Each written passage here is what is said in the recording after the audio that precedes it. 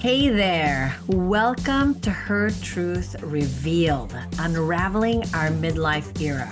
I'm your host, Wonderful Morrison. This space is for the woman who's done pretending, done hiding, and ready to step fully into her truth. Midlife isn't about fading into the background. It's a time where resilience lights the way and authenticity becomes the loudest voice in the room. In this season of our lives, we are more than just survivors. We are creators, revolutionaries, and unapologetic women rewriting the rules. I've been through my battles, rebuilding from loss, betrayal, and heartache. But here's the truth. Every challenge, every tear, and every setback has led me to this moment of profound transformation. Together, we're going to dive into raw, real conversations that shatter stereotypes, tackle the tough stuff, and embrace the powerful magic that is midlife. So, if you're ready to live this chapter with boldness and joy, hit subscribe. Share this episode with someone who needs to hear it and leave a review so we can keep this revolution going. Ladies, no more masks, no more apologies, just the truth of who we are. Let's do this. Hello and welcome to another episode of Her Truth Revealed, unraveling our midlife era. Now, today I have a special guest, Carin. She's the founder of Hot or Just Me. Can y'all put that together, what that is?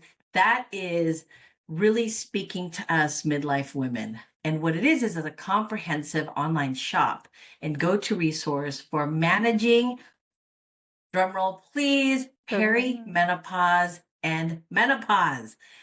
Whew, we got to have this conversation again and again, over and over until whenever, because there is no until. The site offers a wide range of trusted products, expert advice, a gift shop, a bookstore, and a supportive community. Something we all in midlife have been yearning for.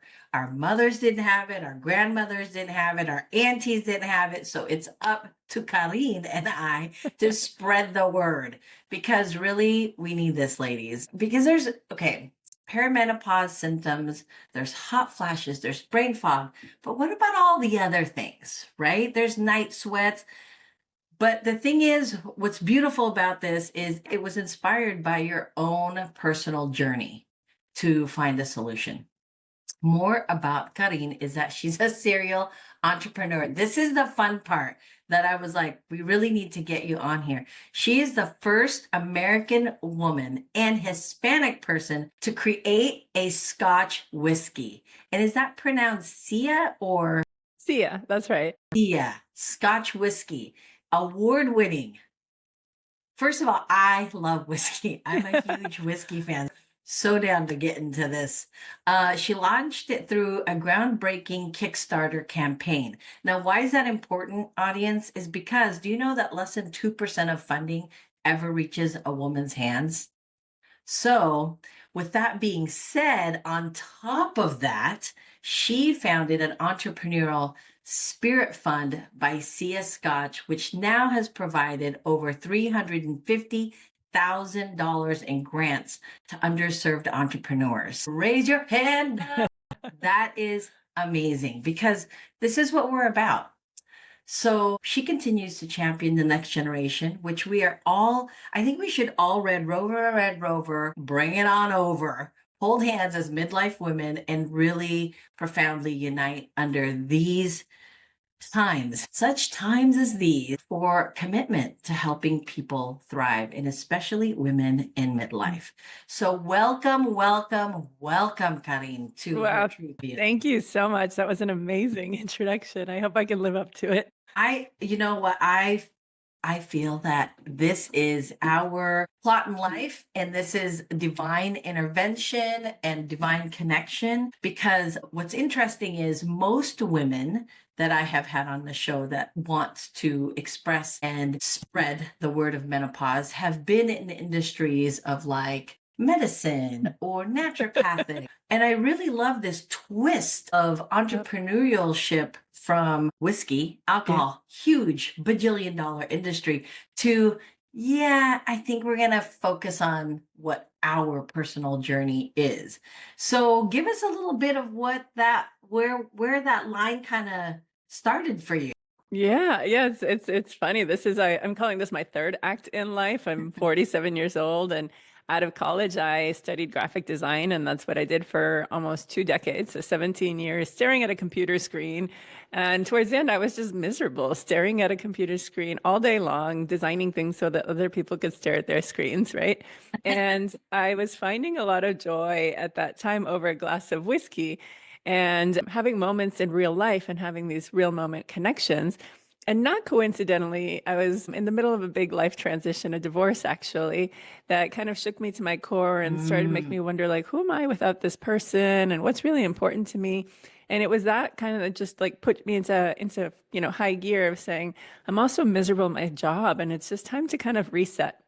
And so I set out to create a brand of scotch that could change the face of scotch, if you will, and introduce a younger, more diverse population to this spirit that I love so much. So I didn't have any money. I didn't know anyone in the industry, and it was a challenge. It took almost 3 years to really kind of get it going and save up enough money and make the right connections to get it on the shelves. And then, as you mentioned, I finally used Kickstarter to crowdfund SIA. So it was the first time anyone had ever done that. And then it made me the first woman and Latina to ever do that as well. So it got a lot of attention and a lot of success. And I realized, as you said, that funding for women is really hard. And so I wanted Mhm. to be able to give back. And so, from day one, I wanted to make sure that my cause and my why was really important to it. So I set up that grant program, and I think the first year was like $100 was all I could give to small businesses, and then eventually grew it. And now we've given over $1,000 in grants to women entrepreneurs, minority entrepreneurs, people from the LGBTQIA plus community, and to help them get a leg up. Because, as you said, the 2% is for venture businesses, right? Like that's not even to Right. say all of the small businesses that can't even get loans, right? So that was really important to me. And then eventually the brand grew to success and was acquired by a really large spirits conglomerate. I had, less and less to do every day in terms of day-to-day involvement with the brand, but still quite a lot of gas in the tank and horsepower. So in Yeah. my early phase, I started getting all these hot flashes and night sweats and was just trying to figure out like, what the heck is happening here? And I was asking everybody around me like, hey, is it hot or is it just me? And yeah, eventually realized it was just me. And I was deep in perimenopause and couldn't find, one place to find products, support, resources for women. And I thought, how is this not possible? So, this time around, it was a lot easier to kind of silence that inner critic and say, I could do this. And so that's Wow. how Hotter Just Me was born. What a fascinating story, because just this weekend I went to a girlfriend's 45th birthday party and I sat next to a woman who is a family of five sisters, her and her five sisters, Wow. and none of them. And their mom, and she was telling us a story about how she would bring it up at dinners with her mom, and her mom would just get. Well, and then the thing is, what we found out is there's also this extra added piece of cultural silencing, Hmm. right? So Yeah. we're not even going to touch on that. I just want to throw that out there because I feel like you're right. It's about finding a one-stop shop resource. Yeah. Like, how can Walmart be in that place but not have the education that 86 million women in America suffer? That's just the US. We're not Yeah. talking worldwide here. I triple that. Yeah, I think the stat I heard was that 1 billion women across the world are in some stage of perimenopause, menopause, or postmenopause, right? So this is affecting Yeah. so many of us. And generationally, as you said, like, we didn't really talk about it with our moms. We didn't have that as a dialogue. And so now, thankfully, we are waking up to the fact that, hey, all these symptoms are connected. We're all going through some version of them at some point in our Yeah. lives, and that we're looking for tools and support and some community to help guide us through it.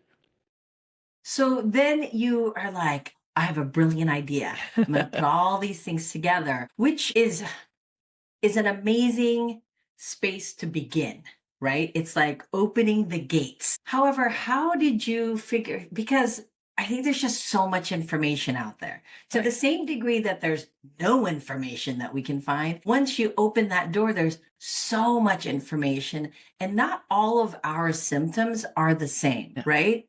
So, how did you determine which or how or what to cultivate into the is it just hot or me? Because when I read it, I was like, okay. And when I looked at the site, I thought, wow, there's books, there's resources, there's products, there's all, I mean, women, we love to shop. We love to go through things. How do we, is there a way to help navigate us through the process within your process, I guess? Yeah, yeah, absolutely. So, I had the same kind of hesitation, right? Like where to begin. And so I set up a personalized quiz that you can take when you get to the site. It's just 3 questions, and you don't even have to put in your email address. It's just literally, how old are you? You know, what stage of perimenopause or menopause or postmenopause are you in? And or maybe I don't know. And then what are some of the symptoms that you're facing? And then you get some results. And then same thing, we have a really extensive learning library of articles and support to kind of help guide you through there as well. And then we also have bundled some of the products. So we have a fun one called Welcome to the Club that has some books and a gift card that you could give to a friend. We have another one like Stay Cool and Calm that has a collection of cooling jewelry like what I'm wearing today. This is a freezable necklace and bracelet that helps like calm down some of the hot flashes. We have like a sleeping And bundle. still stay cute I'm sorry? And and so, still yeah, have a right? I cute mean, look. it's kind of like it's stylish too. So, you Yeah. don't have to like, feel like you're like wearing, something that people can even tell, right? And then, same thing for like low libido or any kind of, insomnia or fatigue. So we've grouped them as well by categories. And I think another way to kind of think about it for me, I was like, okay, well, there's over 100 symptoms that have been identified as common during Mhm. perimenopause. But, we all have them maybe at different levels of severity or different stages. So it's not a one size fits all. And so what I did was I did research through the menopause.org website, which is also a great place to find a service provider, a practitioner that is certified in menopause, and found that the top 10 symptoms are irregular periods. So this could be, your period is a lot heavier than usual, or maybe like the cycle timing is different, hot flashes. So that warm feeling that you might get in your face, in your neck, in your shoulders, your back, that your estrogen kind of helps to regulate some of the brain function of your temperature. And so your mind thinks it's hotter than it is. And Mhm. then sweating, right? So it's called night sweats, but they can happen anytime. But basically, your body's now trying to cool you off from that sensation of heat. Insomnia, we all know that, waking up at 2 in the morning, trying to go back to sleep. And then, coupled with some anxiety, right? There's vaginal Ah, dryness and low libido that kind of go hand in hand a little bit there. Mood changes and irritability. Some people will call this meno rage or, just getting a little bit like spicier than usual. Joint and muscle aches. So just kind of that stiffness that you get yes. and like creaking sounds. Brain fog. So this was a fun one. Walking into a room and being like, why was I here again? Or, worse, like it happened to me where I was driving my car and literally forgot where I was going. And it lasted for about 30 seconds. And it was like the scariest time. I thought, my brain's just not as sharp as it used to Yeah. be. And then, a little bit of weight gain around the middle section is also another common symptom. And that's all perimenopause. So the 3 to 10 years leading into the day that you don't have your period for 12 months, that's your menopause day. And then everything post-menopause. So that also more common symptoms then are urinary incontinence and frequency, going to the bathroom a lot, bone density issues, and then heart health concerns. So there's a lot, right? And I think the biggest challenge is that we think there's something wrong if we're like getting one of these things and we go to the doctor, but we're not taking a step back and saying, hey, Mhm. I might be in perimenopause, and really having that conversation with your doctor. I 100% agree with you. The first round of symptoms you gave, I was sitting there thinking like, Check. that's really early for me Yeah. though, Yeah. right? Because I always assumed that menopause, anything with the word meno and pause in it was like for 110-year-old people. Right. For, spry 38-year-olds or just brilliant 42-year-olds. I would thought, no, there's no way that's happening. Not me, not yet. But then what's interesting is so then you go and get checked out. And I think you probably have realized this. Like so many doctors have said publicly, the amount of time they're taught in school. Think about being a doctor, 8, 12 year long residencies, education. They're taught maybe an hour's worth Yeah. maybe an hour's worth of menopause. So obvious. I mean, when I went in, I'll never forget, I thought, something's not right. That moment that you talked about where you just lost time, Mhm. that was scary. I thought there's a tumor growing in my head. There's something wrong. But what it came out to is that I have thyroid problems. So I've talked to other women and they've also been diagnosed with thyroid problems. Or the other famous one, if it's not thyroid, it's depression problems, right? None of it is addressing the thing you're talking about. And I think that what you're creating is more of a space to, yeah, you maybe can question things in there. Like even if you did the whole diagnostic type questions in the beginning, but at least you have a community to connect to and say, okay, is there anyone else at this age feeling this kind of thing? So now that you've done a little bit of your own personal journey and you've done some digging to create this space, what are you seeing is a common fear that women won't address right away, but it's a constant concern? So to your point about the doctors not feeling prepared for the conversations is a big one, right? Like I think the stat I read was similar, like 3 hours or something like that. And so we get OBGYNs that are in the business of delivering babies for the most part, and then they might retire by the time it's, relevant for them to address their patients that are in menopause. And so what's happening is that the doctors are kind of treating like this one symptom, right? So you go in and you're like, I'm just anxious, right? So anxiety, I think, is the common fear, right? That people have, like just depression, anxiety, tension, heart palpitations, like, right? Like all these things. So we go in and then they'll be like, oh, well, you need an antidepressant or an SSRI. And it's like, and so I think what's happening is that we're not really like really questioning or pushing back. We're just accepting it versus saying like, are you the best person here in your practice to talk about perimenopause? Are you certified through menopause.org? And so I like to send people to menopause.org and look for, there's about 2,500 certified physicians there that have taken that extra level of certification. And if there's not a practitioner in your insurance or in your zip code, there's a lot of telehealth options that are covered by insurance. So there's Alloy Health, there is MIDI Health, and there's another one called EverNow. And all three, you can just have virtual sessions. And, hormone talks are very personal, right? So it's just something I think between you and your doctor to figure out, is it the right time? What kind of do you want to take? Is it, oral, a patch, a cream? Is it, like you might have to try a few different ones because everybody is very different. But I think, I think just anxiety might be that really common one that seems to be unspoken as like a very common symptom.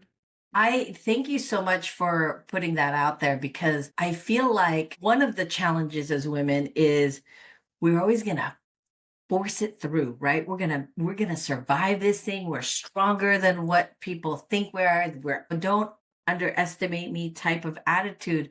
But these are spaces that is not about the headspace. It's you can't think it through, you can't push it through, right? It's a physical transformation. Your body is shedding some things and you're trying to put reason behind it of like, you know what? I think I just gained pounds during COVID because I was snacking at 11 p.m. Yeah. Well, okay, yes, there is some truth to that, but also when you start to go physically working out and it's not changing, that's not part of Yeah. that situation anymore. Yeah. And like what Right? used to work isn't working anymore. And, coupled with the fact that it's like, okay, we're taking care of our kids. We've got our jobs, our careers, we're taking care of our elderly or, the death of our parents as well. So there's just a lot happening at this time in life. Our partners might be going through their version of andropause with their hormone declines. And then, you wake up in the middle of the night, so you've got anxiety and insomnia.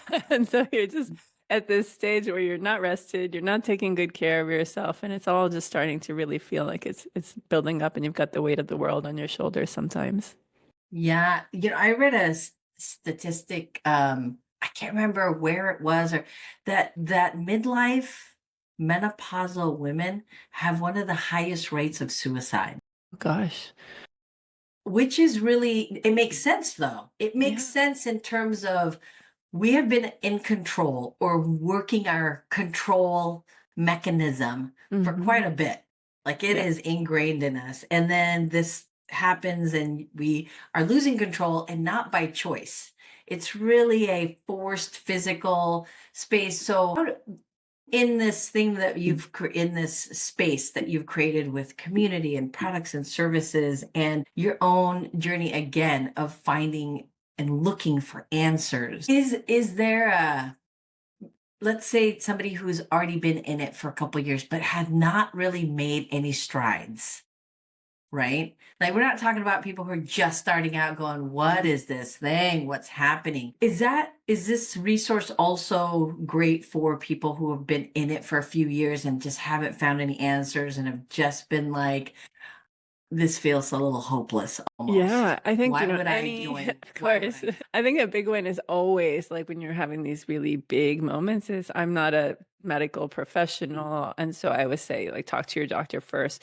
But the big one is make sure it's the right doctor for you. I think cognitive behavioral therapy is another solution that women maybe don't think that they have the time for, or maybe they put it on the back burner. I'll just figure it out. I'll talk to my girlfriends. I'll just like Yes. white knuckle through it. But like, you need somebody to talk to, like a therapist as well, right? Like someone that could really hear your family history, kind of dig into Yeah. what's really happening. And sometimes, we don't want to share it with our partners or our children or our friends, like all the deep, Yeah. dark stuff. And so having mental health support is so important. And then, I can't say it enough, but like self-care, right? Like, knowing your limits when you've just been pushed to the limits. And, I definitely do that with my kids. I've got 3 kids. They definitely push me to my limits. And, the best thing that I've learned is just to say like, hey, I need to step away. I need a break. Like I'm feeling frustrated. I'm feeling stressed out, and then just remove myself from the situation. And so that they can have a good model of like learning behavior. Like when they're getting triggered or they're Yeah. feeling like overwhelmed, hey, you can just take a step back from whatever's happening and take some deep breaths, have a moment, pull yourself together and come back Mhm. when you're ready. So I think, yes, self-care is a big one. And it looks so different for everybody, right? Like, Yeah. for some people it's exercise or going for a walk or being in nature. I have a silly one where I like to go to the movies by myself. And, Oh, maybe like once or twice a year, I'll just go watch a matinee and like have my own popcorn and nobody's talking to me or bothering me or asking me for something. And it's just like a moment of heaven for me.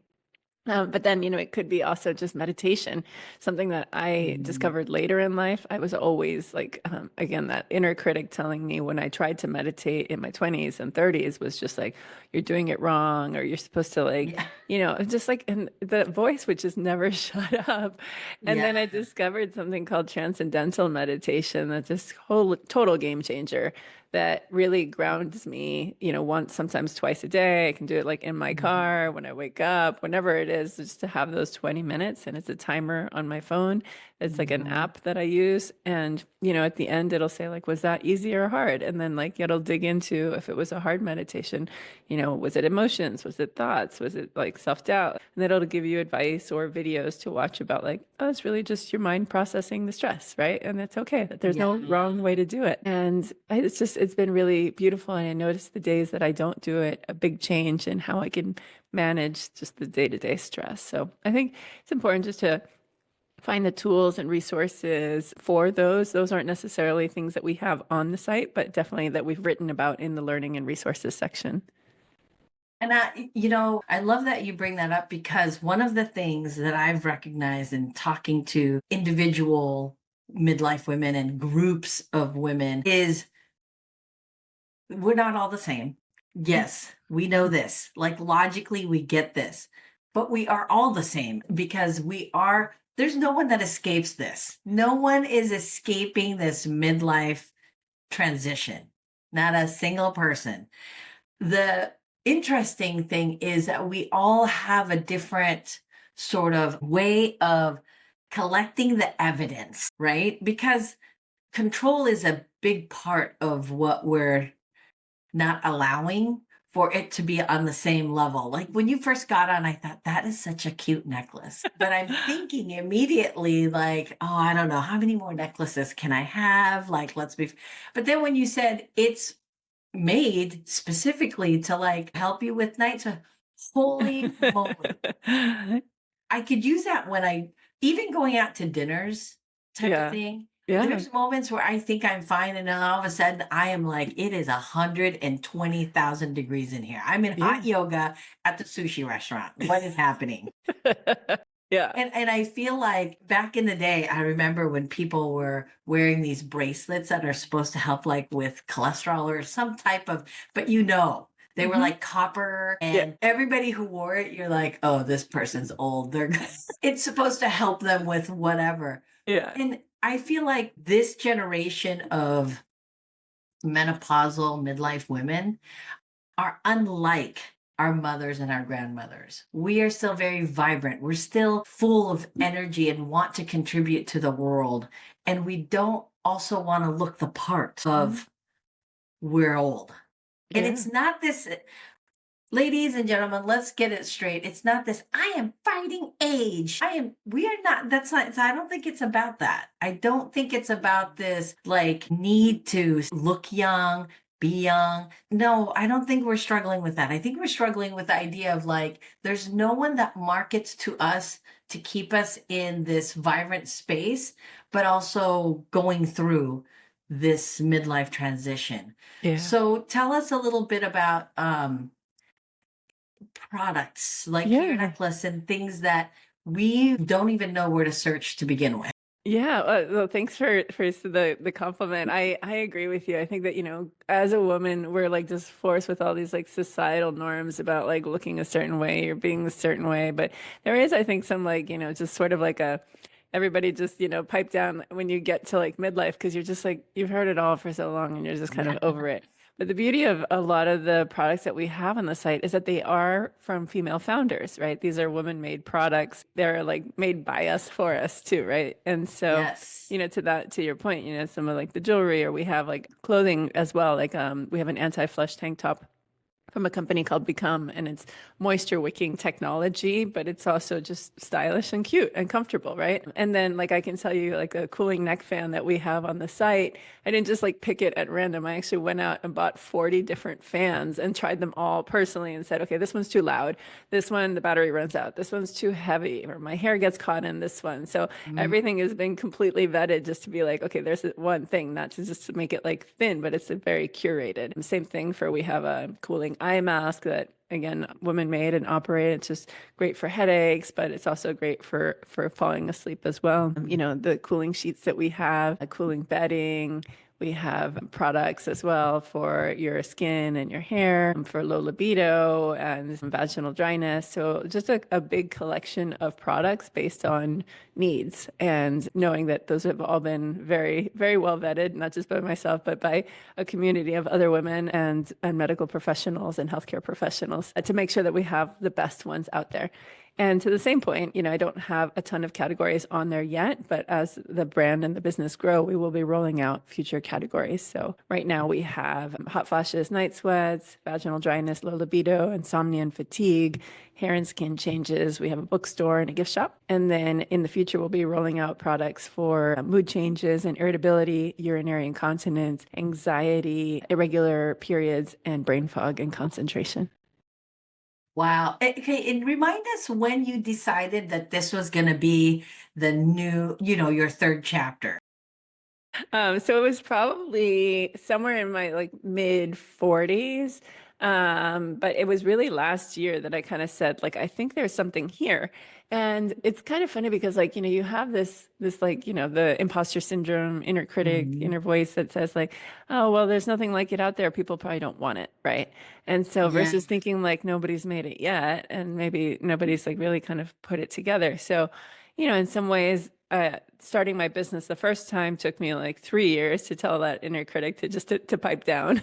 And then this time it only took a couple months. So it's like, I think I'm growing as a human on this earth of being like, it's just trusting myself. And I think the best products out there are for people that are like, scratching their own itch, right? Like this is a need Yeah. that they have and that they wanted to see out in the world. So I think the great part about it is that I also get to support not only female founders and other brand owners by selling their products, and supporting them, but also I get to give back to another social cause. So with my previous business, it was all about helping underrepresented entrepreneurs. And then now it's about helping women.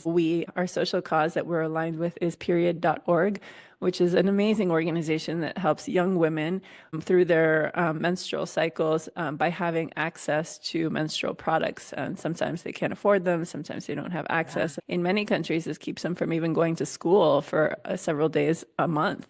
And so you kind of fast forward that, like, what does that mean for their future? And then in the same way, I also want to support women as we age in our careers. So I'm trying to find the right organization, which I think I'm close to, but haven't settled on yet, about menopause in the workplace. So as women are getting older, how are our offices, our employers supporting us through these changes, right? So you think about there's programs for maternity leave, and there might be rooms for breastfeeding, but there isn't really a lot out there for how are we supporting women in, their midlife transitions. Can they have an office setting or the ability to reset the temperature where they're working? Or if it's a uniform job, like, is the fabric that they're wearing or their uniform something that's conducive to like being able to navigate these like body changes or even just mental health breaks, right? So, how can we support women through this stage of perimenopause and menopause and beyond in the workplace?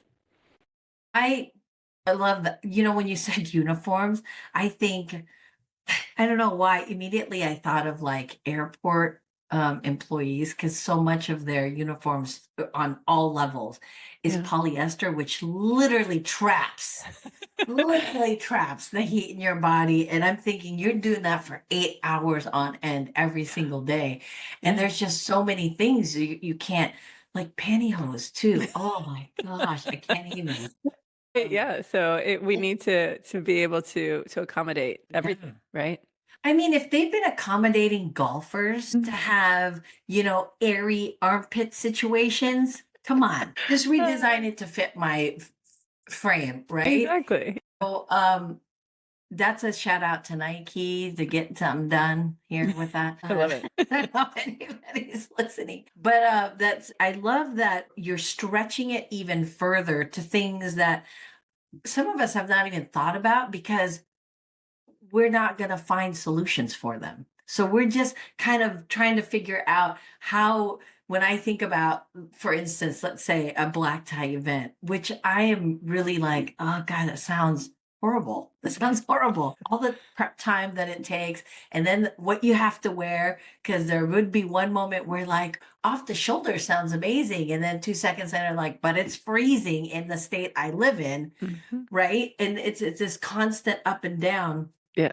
But I love what you said about the workplace in terms of the mental health space and the temperature, right? Because most buildings don't have separate. It's like if it's at 70, everybody's going to be at 70. Yeah. And but how does that affect, or maybe have the opportunity to bring in some acute fan, not like a fan that's exactly. already declaring. Can you imagine a high-powered female lawyer at a high rise, and as you are walking by, you think, "Oh, she's in menopause. Look at that fan; it's huge." And it's it's a telltale right away. Then immediately you think, "No, maybe she's not a good fit for this particular right Yeah. menopausal." I don't. Oh, it's just We have a really small one on the site. It's a handheld, but it's awesome because you can fold and then basically can prop up on the desk next to you, and it's quiet. And you can like, it doesn't make a big noise. It's not like super enormous, and it has different settings. You can plug it into your laptop so it doesn't like lose charge. And it's, you could literally like touch it and it will stop. So it's like very safe as well. But yeah, just, what can we do to make sure that we're all supported? Yeah. And I think the key to this conversation is women have survived centuries without any of these, okay? Because we're that type of species. We just gotta make it through no matter what. However, if we're talking about the evolution of global dynamic for our grandchildren, our children, our children's children's children's children, it has to start now. right? Yeah. It has to start in a space where we have a resource, we have somebody that's really putting forward, not just having the conversations about it, but actually offering us products where we're not going to be able to find it other places. Because I don't, when I think of my 70,000 thoughts an hour I have, I don't think of like, God, I should go on period.com. No, I'm thinking about, have I eaten today? Did I Yeah. snack? What's Yeah. happening? Right. So Yeah. we need women like you who are thinking of us when we're not thinking of ourselves, because that's really what's happening. Yeah. Right. There's a lot of noise, there's a lot of things happening, and we just need a go-to place that we can trust and say, okay, let's see what we can do. Let's see Yeah. what there is. So thank you for that. Thank you for having the way shower attitude of like, I don't know if this is gonna work, but let's give it a try. Let's put all our resources in it. And then just getting on platforms like mine and saying, let's just have conversations, right? Mhm. And let's do it. Let's spread out and do this. So thank you for just reminding us it's not about reinventing ourselves, but reminding us that where we're at, whatever journey, is the right place to be, Yeah. I that think we're that's a not big trying to one. be. Yeah, just Yeah. like reminding women, right, that this is normal, that we're all going through it. Some of us like way faster than others, God forbid if Mhm. there's like some kind of a cancer treatment or hysterectomy or something that has like kind of triggered this to happen way faster than the normal process. But I think the big one is just for women to know that they're not alone, right? Like that we can talk to each other, we can talk to our doctors, we can, figure this out and that we don't Mhm. have to suffer silently. Yes, absolutely. And I also think that the platform you brought it to our attention is non-invasive, because, the generation that's looking for resource, we don't like to show up and be like, hey, I'm struggling. No, we like to do it in silence. Like, I'm struggling and I gotta find a solution. And then we'll talk about it if it was useful or if it worked. But in that beginning stage, it is, there's a stigma still, no matter what, no matter how extroverted and confident you are, Yeah. ladies, there Yeah. is still a part of you that's like, I don't know.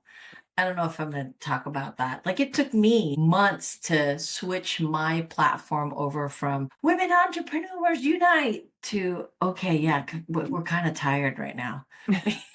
We need to have a conversation about, we've been fighting for a while. Let's do this midlife thing together. It's so funny you said that because I've had that, right, with alcohol and now into menopause, where I spent like 10 years telling people like to drink, right? And now I'm kind of telling people maybe drink a little bit less or maybe, cut back on your evening cocktail or because be a day drinker because it will affect your sleep, right? Especially in midlife. And, you'll have that 2 in the morning, it's like liver processing, that thing that happens where you're just sort of like, okay, well, now I'm awake anyway. And Yeah. so it's just, yeah, I was definitely having that moment too of like, oh, wow. But, I've heard from many, many women that it is common, right? That, you can't do it Mhm. like you used to. Oh, yeah. And that's like in so many ways of life, right? Like, sleep or, exercise or whatever. Yeah. Like, it's just not the things that used to work for you are just not working anymore. No, not at all. Not even close. Like I said, I went to a birthday dinner over the weekend, and my recovery rate on two drinks Yeah. is like double the time. You're stealing And from it the was spread future. out. Yeah. It wasn't like a back-to-back type of drinking. It was a spread out, and I was still, and there's been a lot of conversation with menopausal doctors about why it affects us differently in this transitional time of our bodies and the kidney, the whole thing. And there's so much more than hot flashes, Yeah. ladies. That's what we're really coming down to. And we need more Karins in the world to remind us that there are resources and opportunities to share our journey and not feel like we're putting ourselves out there to be judged, to be rejected, to be alienated or isolated. Like that scene I just, drew a picture of somebody in her law office, like, because that's an immediate judgment of people. Oh, Yeah. she's crazy. Mhm. That when people, I grew up in an era where we didn't know why our moms were losing their minds, Yeah. but there was always a thing where, oh, my mom's losing it. Oh Yeah. yeah. Oh, my dad got a Corvette and hair plugs. Like And all of it is part of this midlife transition. And now we're open and much more holistic in Mhm. how we approach this. So, last question, part of our conversation. Let's talk to Karin, the 25-year-old. Walking down the street and you walk into the coffee shop and you see your 25-year-old version of you. What would you tell her that she would listen to that could support her journey? That's such a beautiful question. 25 is this like instrumental year. My nephew is 25 this year, and it's funny because we were talking about something. He's like, "Oh yeah, I can finally rent a car." And I thought, like having this moment, like what is like special about 25? And that's when your frontal Yeah. lobe is fully formed. And so you also have this moment. I was talking to my brother about like, I don't watch scary movies anymore, but like when did we stop watching scary movies? He's like, when your frontal lobe forms and you realize that you're not invincible, right? And that, Right. like just sort of like, oh, and you start to worry about like mortality in a different ways. Mhm. Um, but yeah, 25, I was in New York and I was like having my Sex in the City life, right? Of just sort of like, like just playing and having fun. And it was such a great time in my life. But I had a lot of just, I think I cared too much what other people thought of me, Mhm. and that I was doing Mhm. things for other people. I picked a career that like I loved, but I was also very much like, I need to prove that like I can make money because my immigrant parents suffered, for me to be able to Mhm. have, what I was able to do in my life and not have, to be stuck in something I didn't want to do. And so I think there was a lot of me just trying to prove myself. And Mhm. I would have told my 25-year-old self, like, you don't have to prove yourself to anyone. Like, you are just fine exactly as you are. And you could Mhm. just love yourself for who you are, and people will love you too. And yeah, I think that's a big one for me. Yeah, that's beautiful. And I feel that this particular question, especially when we're talking about our passionate journey in life, kind of chokes people up in a way because when you go back to that version of you, and like you said, you think about, man, my people pleasing was on level Uh, 25.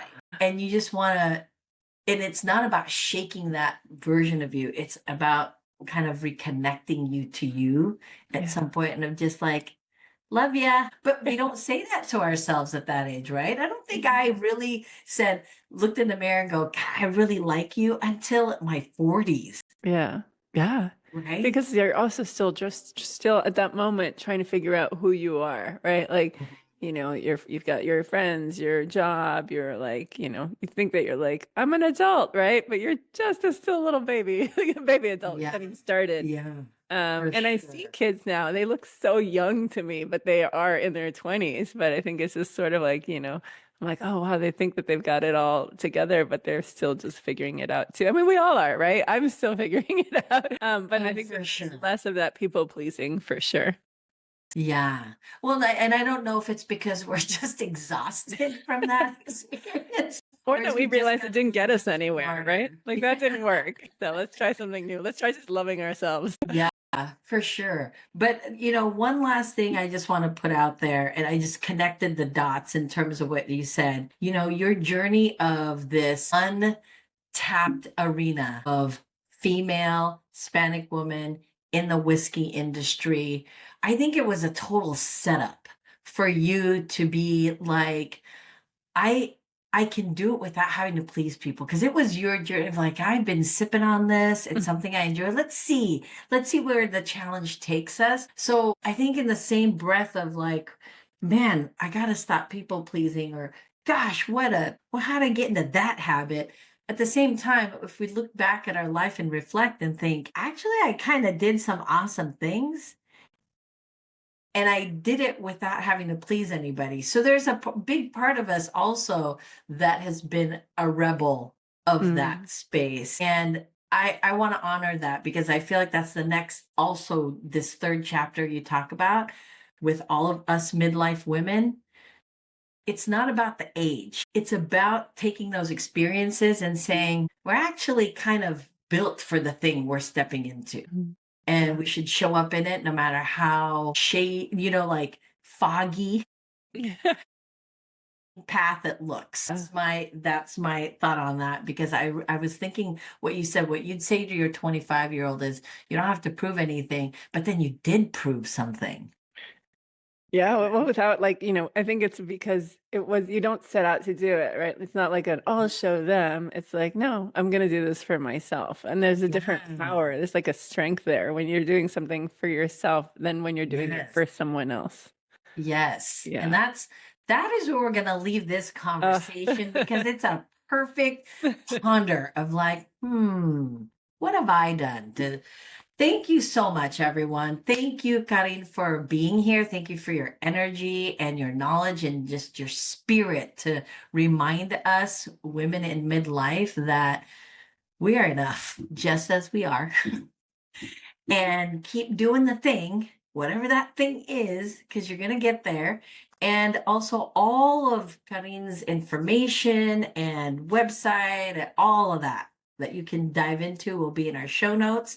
If this episode sparked you from the inside out, share it, spread it, rate it, love it, do all the things that allow us to get further out into the world of listenership and conversations, because it's important for us women to stay yapping about the good stuff, where that's what we're made. You know, the 2 ears, 1 mouth thing doesn't fit. Yeah. Oh, I love that. That I'm not even following that rule. But thank you again so much. Any last words? Oh, thank you so much. Wonderful. It's just a delight speaking with you and being able to share this story so that women don't feel alone. We have a 10% discount code for your listeners that will be available in the show notes using Her Truth. And yeah, we could be found on all socials at Hot or Just Me. And feel free to reach out to me directly with any questions, needs, community support, or any products you think that we definitely need to have on the site. Yes. Thank you, everyone. Until next time, stay awesome, stay in touch, and let's stay connected. All right, everyone. Have a good day. Bye. Thank you so much for being with me on today's journey. If you felt something resonate, if you saw yourself in this conversation, please take a moment to subscribe. Share it with a friend who needs this space and leave a review. It helps others find us, and it's a small way you can be a part of this powerful movement. Ladies, this isn't just a podcast. It's a community, a revolution, a place where midlife women come together to embrace our hard-earned wisdom and vibrant truth. So thank you for being part of this. Remember, it's time. It's time to step into our truth. No more holding back. Midlife is ours to own, and it's only getting started. So, until next time, take a breath, honor your journey, and live with audacity, courage, and joy. This is our time, our truth, unraveled, revealed, and celebrated.